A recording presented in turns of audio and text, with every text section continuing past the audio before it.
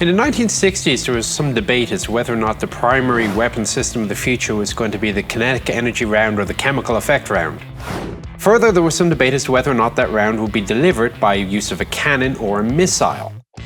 Now, it turned out in hindsight that the cannon was going to win, but of course there's no way of knowing this in the 60s. In 1966, General Dynamics Land Systems created a new low-profile turret equipped with a gun missile launching system.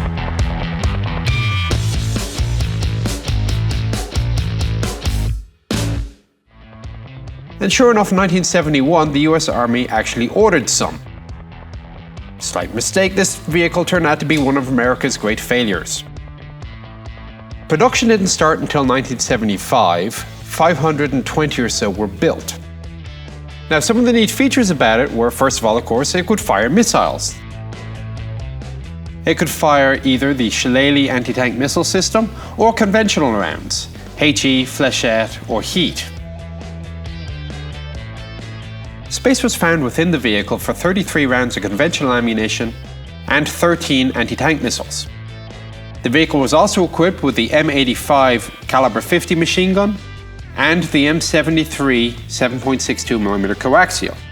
Neither weapon covered themselves with glory. In fact, they were rather hated.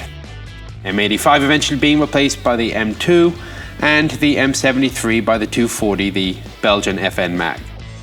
An interesting feature about the turret is that every crewman has his own hatch. This isn't particularly common in tanks. The reason is that the gunner is isolated from everybody else by a huge row of missiles between him and the rest of the tank. The commander is isolated himself. He has his own little cupola at the very back center of the turret, and the loader has a relatively cramped position on the left-hand side. The driver is the most comfortable of the lot in the traditional Patton hull, front and center. The gun was fully stabilized, and also you can mount a white light or infrared spotlight on the left-hand side, as is on this vehicle, for night fighting. Being a regular Patton hull, it also has the regular Patton features of the torsion bar suspension, the 29.3 litre V12 diesel pulling out 750 horsepower.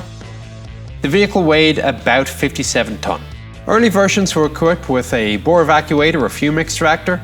This is a later version that has the closed bore scavenger system. This is a compressed air system that would shoot after the gun fired, and all the fumes and noxious gases will go out the other end of the gun, as opposed to, when the breech opens, being drawn back into the crew compartment.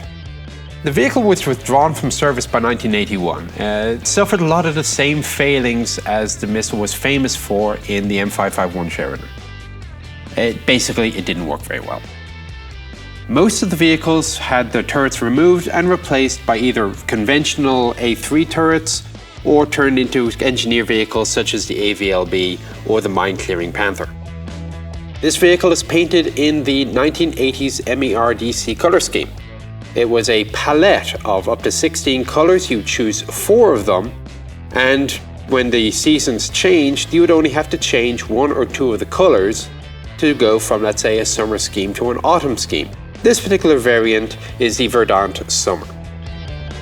This vehicle has exactly 13 miles on the clock, probably the lowest mileage of any tank you'll ever find in any museum anywhere. This was not a very successful vehicle. The M60A2 is often known as Starship.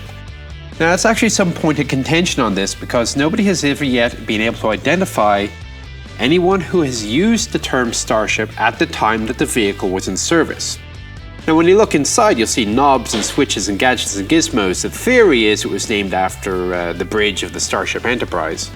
But there is an argument, it seems, that this was simply a post-service appellation, perhaps a little bit of positive reminiscence. Gotta think something good about this tank.